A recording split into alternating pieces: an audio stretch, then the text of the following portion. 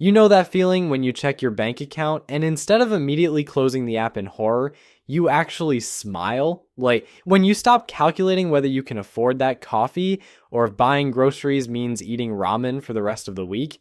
There's a specific number where this shift happens, and it's not what most people think. Most financial gurus will tell you that you need $1 million to feel wealthy, or that 6 figures is the magic number. But here's the thing they're missing. There's a much smaller milestone that completely transforms your relationship with money, and once you hit it, everything changes. That number is $20,000. My name is Paul, and I spend way too much time thinking about money, financial psychology, and why some people seem to effortlessly build wealth while others stay stuck in the same financial patterns for decades. If you're someone who wants to understand the real mechanics behind wealth building, instead of just hoping things will magically improve, make sure to hit that subscribe button and give this video a thumbs up if it ends up helping you see money differently. Now, before we dive into why $20,000 is the real game changer, let me ask you something. When you think about building wealth, what comes to mind? Maybe you picture some trust fund kid who never had to worry about money, or perhaps you imagine someone grinding away for years, slowly accumulating wealth $1 at a time. The truth is, wealth building doesn't work the way most people think it does. Here's what actually happens. There are certain financial thresholds that act like invisible barriers. Once you cross them, the rules of the game completely change. $20,000 is the first major threshold that separates those who will build significant wealth from those who will spend their entire lives living paycheck to paycheck. And the crazy part is, most people have no idea this threshold even exists. Think about it this way. If you've ever tried to push a heavy boulder up a hill, you know that getting it started is the hardest part. You're straining, sweating, making very little progress, and questioning whether it's even possible. But once you build enough momentum, something magical happens. The boulder starts moving faster, and eventually, when you reach the top, it rolls down the other side almost effortlessly. $20,000 is that turning point where your financial boulder finally crests the hill. Everything before this point feels like you're pushing uphill against gravity. Everything after this point feels like gravity is working in your favor. But here's where it gets really interesting, and this is something that will probably surprise you. The difference isn't just mathematical. It's not simply that you have more money to invest or that your returns are larger in absolute terms. The real magic happens in your brain. When you don't have money saved, your brain operates in what psychologists call survival mode. Every financial decision is filtered through fear and scarcity. You take the first job offer that comes along, even if it's terrible, because you can't afford to be picky. You stay in situations you hate because leaving feels too risky. You say yes to things you don't want to do because you need the money. This isn't just about being practical or responsible. When you're in survival mode, your brain literally can't think about growth and opportunity.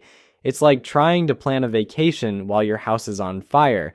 Your mental bandwidth is completely consumed by immediate threats and short-term survival. But something remarkable happens when you cross that $20,000 threshold. Suddenly, your brain has the space to think differently. Instead of asking, how do I survive until next paycheck?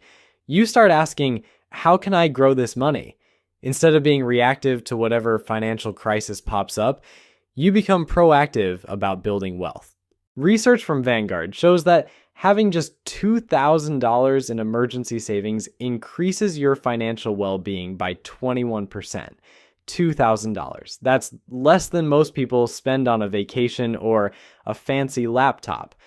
But that small buffer creates a massive psychological shift because it moves you out of pure survival mode.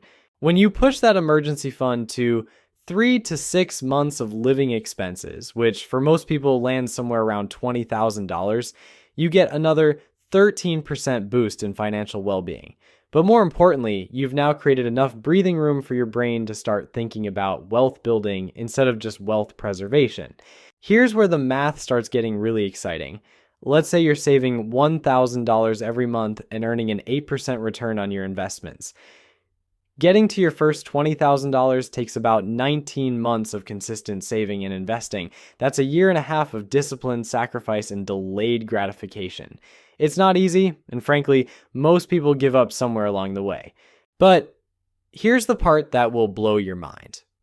Your second $20,000 doesn't take another 19 months. It only takes about 17 months. Why? Because now you've got that first $20,000 working alongside your monthly contributions, generating its own returns.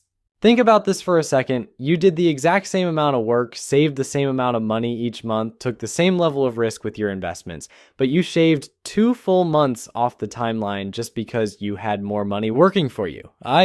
That's the power of compound interest starting to kick in.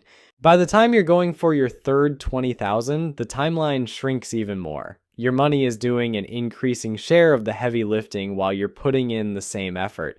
And when you get to the really big numbers, the acceleration becomes almost comical. Once you hit $400,000 in your investment portfolio, you can generate your next $20,000 in just 5 months. The same amount that took you nearly 2 years to save initially is now happening automatically through your investments. That first milestone feels impossible, but every milestone after that gets progressively easier. Now, you might be thinking that wealthy people have access to some secret investment world that regular folks can't touch. Like there are exclusive hedge funds or special opportunities that only unlock once you reach certain wealth levels. And while there is some truth to that at the ultra high end, it's not what's driving this $20,000 phenomenon. The real secret is much simpler and honestly much more encouraging. It's just basic mathematics working in your favor.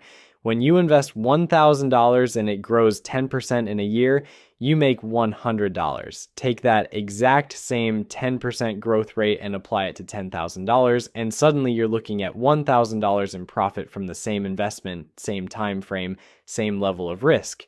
This is why hitting $20,000 feels like such a turning point. Up until that point, your investment returns feel almost insignificant because you're working with smaller amounts.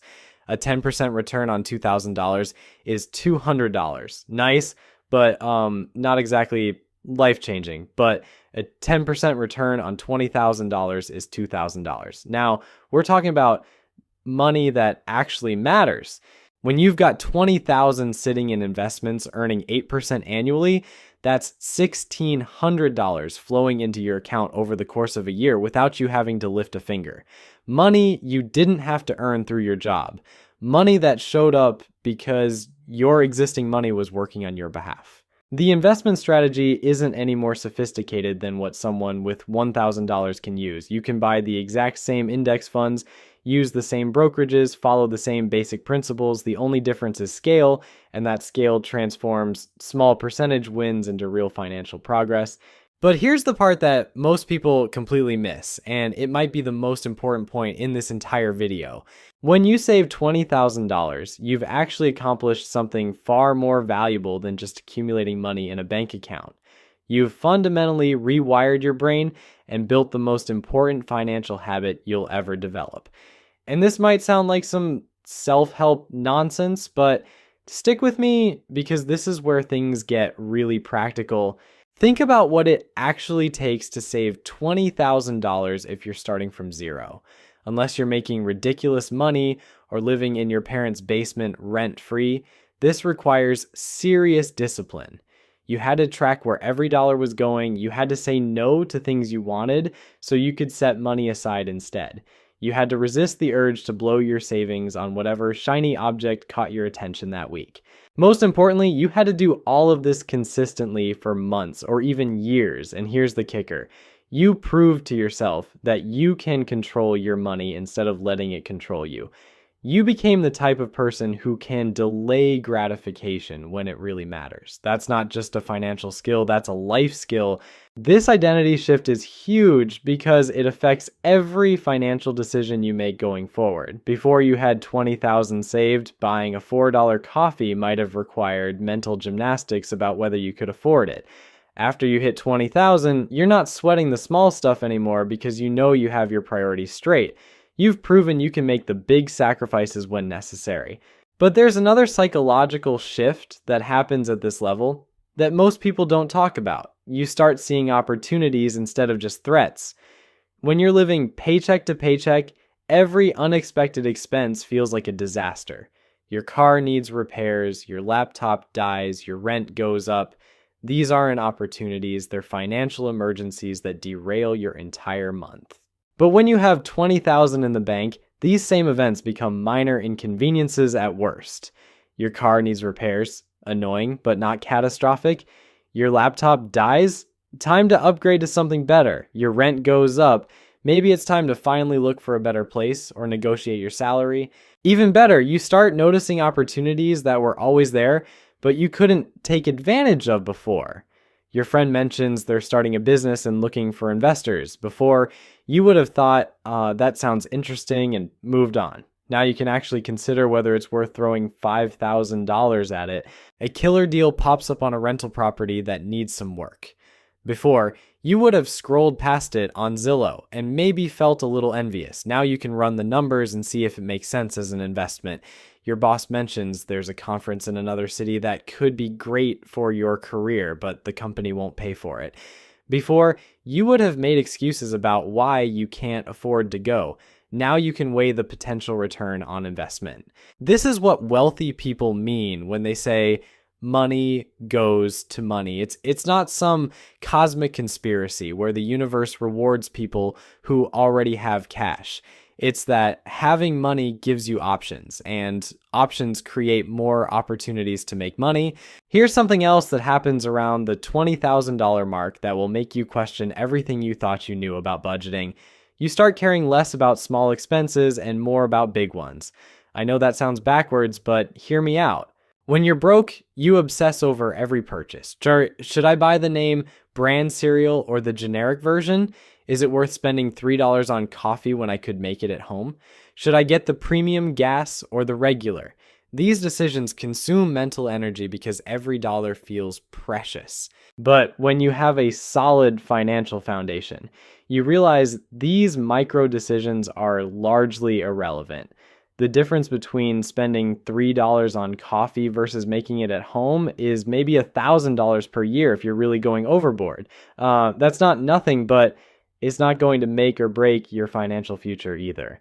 What matters are the big decisions: where you live, what you drive, how much you save, where you invest. These choices can swing your net worth by tens of thousands of dollars over time. So instead of agonizing over whether to buy the organic bananas, you focus your energy on optimizing your housing costs, maximizing your income, and making sure your investment strategy is solid. This shift in focus is incredibly liberating because it frees up mental bandwidth for the decisions that actually matter. You stop sweating the small stuff and start thinking strategically about wealth building. Now, let's talk about what happens to your career once you hit this milestone, because this is where things get really interesting. Having $20,000 saved doesn't just change your relationship with money, it changes your relationship with work. When you're living paycheck to paycheck, you're essentially trapped in whatever job you currently have. Your boss could be terrible, your coworkers could be toxic, the work could be mind-numbing, but you can't leave because you need that next paycheck to survive. This puts you in an incredibly weak negotiating position. You can't ask for a raise because you're afraid they might fire you. You can't push back on unreasonable demands because you need the job more than they need you. You can't explore other opportunities because taking time off for interviews feels too risky. You're stuck, and everyone knows it. But $20,000 changes the entire dynamic. Suddenly, you have what I call walking away money. You could quit tomorrow and survive for months while you find something better. This doesn't mean you should be reckless or burn bridges unnecessarily, but it means you're negotiating from a position of strength instead of desperation. This psychological shift affects everything about how you approach your career. You start asking for the raise you deserve because the worst they can say is no, and you'll be fine either way. You push back on unreasonable requests because you're not afraid of the consequences. You explore new opportunities because you can afford to take some risks. Here's what's really crazy. Often, you don't even need to use your walking away money. Just having it changes your entire demeanor at work. You become more confident, more assertive, more willing to take on challenging projects. And guess what happens when you show up differently? People notice. Suddenly you're getting better assignments, more recognition, and yes, more money. It's like having a secret superpower that you hope you never have to use, but knowing it's there changes everything about how you operate. And the best part is the more confident and successful you become at work, the faster you build wealth, which gives you even more options and confidence. It's a positive feedback loop that accelerates over time. But here's where most people mess this up, and I see it constantly. They hit $20,000, feel that psychological shift, and then immediately blow it on something stupid. Maybe they decide they deserve a new car since they've been so disciplined, or they take an expensive vacation because they've earned it, or they use it as a down payment on a house they can't really afford. Don't do this. That $20,000 is not a reward for good behavior. It's the foundation of your entire financial future. It's the seed that grows into generational wealth if you're patient enough to let it compound. Instead, and that will probably make you laugh or cry depending on your current situation, the average person spends more money on their car over their lifetime than it would take to achieve complete financial independence. Think about that for a second. Between car payments, insurance, maintenance, and gas, most people are dropping $600 to $800 every single month on transportation. Over a 40-year period, that's easily $400,000 or more just to get from point A to point B. Meanwhile, they're complaining that they can't afford to save for retirement. It's like watching someone spend a fortune on a gym membership they never use while complaining they can't afford to eat healthy food. Here's the thing that makes this even more ridiculous. The moment you drive a new car off the lot, it loses about 20% of its value. So you're not just spending money, you're actively destroying wealth. Compare that to investing the same amount in a diversified portfolio. Instead of watching your money evaporate, you're watching it multiply. But I get it. Like, cars are emotional purchases. You want something reliable, something that looks good, something that makes you feel successful. And there's nothing wrong with that as long as you understand what you're trading off. That car payment might make you feel wealthy, but it's actually keeping you poor. This is where having $20,000 saved completely changes your perspective on major purchases. Instead of thinking, can I afford the monthly payment? You start thinking, what is this really costing me in terms of opportunity? That $30,000 car isn't just $30,000. It's $30,000 that could have grown to over $200,000 in your investment account over 20 years. Suddenly, driving a reliable used car doesn't feel like a sacrifice anymore. It feels like a strategic choice that's funding your future freedom. And here's the beautiful irony. The person driving the flashy new car is probably stressed about money, while the person driving the older Honda is quietly building wealth and sleeping better at night. This mindset shift extends to every major financial decision you make. Housing, education, vacations, hobbies. Everything gets filtered through the lens of opportunity cost, not in an obsessive way that sucks all the joy out of life, but in a strategic way that ensures you're making intentional choices about where your money goes. And let me tell you something that might surprise you. Once you start thinking this way, you often realize you don't actually want half the stuff you thought you wanted. That bigger apartment, the extra space would be nice, but is it worth delaying your financial independence by 5 years, that expensive hobby? It's fun, but there are probably cheaper ways to get the same satisfaction. This isn't about becoming a penny-pinching miser who never enjoys anything. It's about becoming intentional with your money instead of letting it slip away on things that don't actually matter to you. Hydris, when you have clear financial goals and understand the power of compound interest, it becomes much easier to distinguish between what you want and what you really want. Look, $20,000 isn't going to make you rich overnight, but it will fundamentally change how you think about money and opportunity. It's the difference between surviving and thriving, between reacting to life and designing it. Start building that foundation today because your future self is counting on the decision you make right now. Trust me, they'll thank you for it.